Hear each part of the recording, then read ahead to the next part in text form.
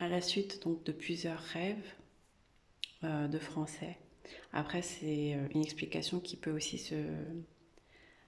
s'expliquer à l'échelle mondiale, hein. C'est pas que pour la France, mais là on s'occupe c'est plus simple de parler de la France, mais sinon la boule de feu spirituelle, elle est planétaire, enfin elle est pour toute la planète Terre, donc pour le monde. Là, si on parle pour la France, par exemple, la boule de feu spirituelle, ça incarne un peu le symbolisme de l'enfer, et c'est un danger en fait, un danger spirituel, mais après qui peut s'opérer dans le monde matériel, comme je vous l'avais déjà dit dans la précédente vidéo, comme le vaccin tueur, etc. Si vous ne bougez pas, si vous dites rien, et ce n'est pas dire on veut nos sous, on n'est pas content, il y a du chômage, on n'est pas content, nos entreprises ferment. Non, c'est pas ça. Là, ce qu'on attend véritablement de nous, c'est de dire la vérité sur notre Seigneur Allah, entre autres. Le plus important, c'est ça. Le plus gros bloc, c'est ça. Je vous l'ai déjà dit dans la précédente vidéo, à revoir. Ce n'est pas des choses matérielles, du fait qu'on n'a pas on n'a pas de travail, qu'on est au chômage. C'est pas ça qu'il faut revendiquer. Ce qu'il faut dire véritablement, c'est la vérité des lois divines. Si on n'a pas compris ça, c'est le danger.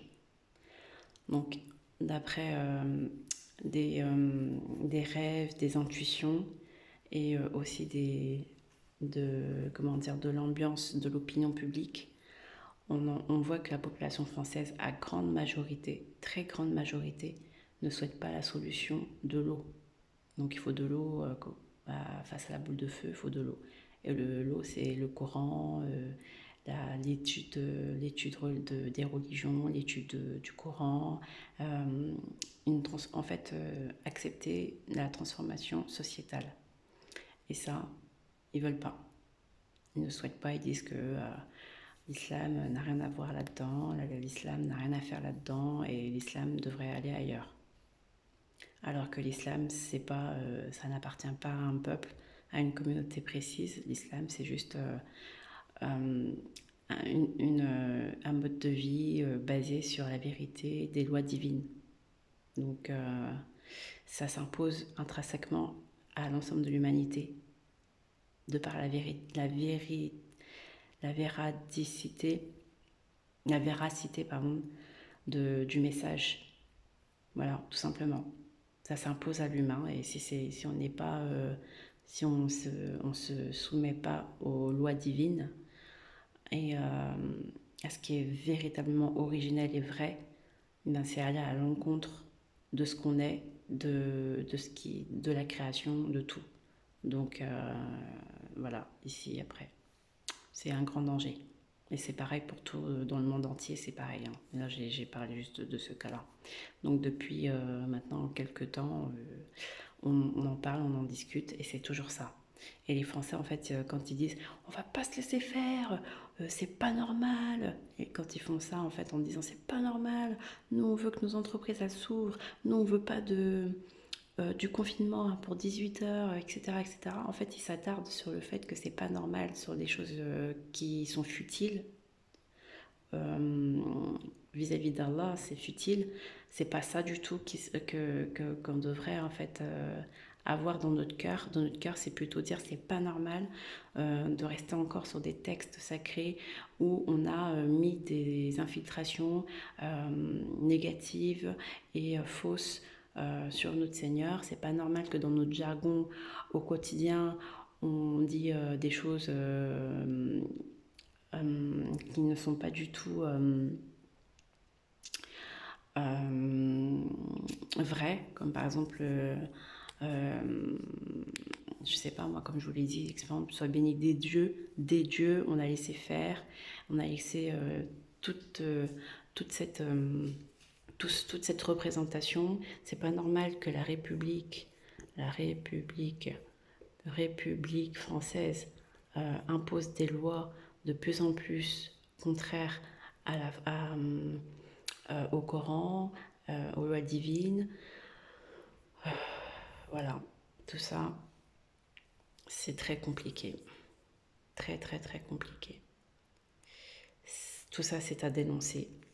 Tout ça, voilà, tout ce qui ne va pas dans la République, qui n'est pas conforme, tout ce qui ne va pas dans la société, qui n'est pas conforme avec les lois divines, devrait être dite. Et c'est ça qui n'est pas normal.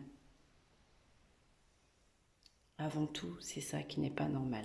Et c'est ça qu'on doit dire haut et fort, tous ensemble. Sauf que ce n'est pas du tout le cas. Et c'est ça le danger.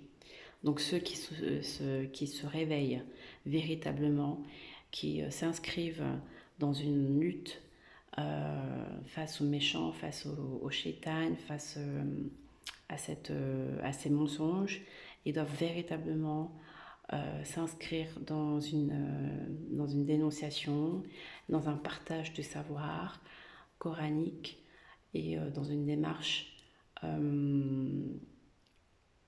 droite et vraie auprès du Seigneur Allah.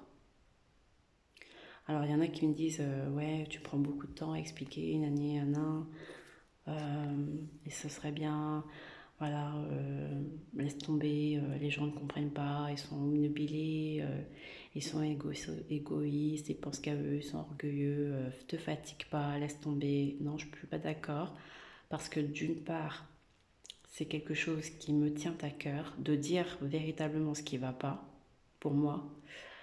Il n'y a personne qui va le dire. Bah alors, il faut prendre son courage à deux mains. Si ce n'est pas nos représentants qui le disent, si ce n'est pas nos représentants imams qui le disent haut et fort, si ce n'est pas, un responsable politique islam qui le dit haut et fort, c'est ces personnes, donc c'est à chacun de prendre sa responsabilité pour se, voilà, pour être un homme et une femme dignes au regard de notre Seigneur Allah, tout simplement. Et c'est la moindre des choses parce que c'est Allah, notre maître, et c'est lui qui nous a créés, et c'est lui qui subvient à notre subsistance, et c'est lui qui fait tout pour nous. Donc c'est la moindre des choses que de se battre pour notre Seigneur. De plus, si on pense que ne rien faire, c'est se prémunir contre, par exemple, si on ne rien, on fait rien, mais on s'occupe de son petit chez moi, de son petit chez soi, de ses petits enfants, etc. Et que en étant bien sagement auprès de notre famille, en faisant les coins-coins, sans rien dire, et que après on sera à l'abri de la famine ou de l'insécurité, ça c'est complètement faux. Au contraire, plus vous vous entêtez à ne rien dire, à ne rien faire, et bien plus la chute sera grande. C'est-à-dire que vous ne serez pas à l'abri de toutes mes aventures. On peut vous enlever demain vos enfants alors que vous étiez bien d'accord avec la République française. Parce que ce n'est pas la République française, votre maître, mais c'est Allah. Et Allah est au courant de tout. Il est au courant de ce qu'il y a dans nos cœurs. Et il sait à qui on fait allégeance. Et si vous faites allégeance à autre qu'Allah, même si vous portez le voile, même si vous faites la prière 5 fois par jour, mais si dans votre cœur vous portez allégeance à autre qu'Allah, c'est-à-dire à des faussetés, à des mensonges, et que vous êtes complice, et que vous savez en plus la vérité, mais que vous ne dites rien, vous ne partagez pas le message coranique, même si on ne veut pas l'entendre, mais au moins il faut le dire, il faut dénoncer le mal, le blâmable, c'est ce que Allah nous apprend dans le Coran. Et si on ne dit rien, c'est qu'on est complice, tout simplement, et on est infidèle. Et ça s'appelle de la traîtrise envers notre Seigneur Allah. Donc voilà, c'est un message fort. Et tous ceux qui ont rêvé donc de la boule de feu, l'interprétation, elle est ici. Par la permission d'Allah, c'est ce que j'ai pu en retirer et c'est ce que j'ai pu en comprendre parce que j'ai également fait des rêves sur des boules de feu et je sais donc à peu près comment comprendre le message véritable derrière. Et c'est un message très grave. Et je vous souhaite donc, mes chers frères et sœurs en humanité, de vous réveiller avant que l'enfer ne passe. Et que voilà, pour certains, la porte du repentir est fermée, pour d'autres, elle est toujours ouverte. Je ne sais pas. Tout ce que je peux vous dire, c'est que il est temps de se déprogrammer et d'enlever l'idée et d'arrêter l'illusion. Non, non, il est temps d'arrêter l'illusion. Et c'est pareil pour tout le monde. Jeune, grand, petit, vieux. Salam alaikum.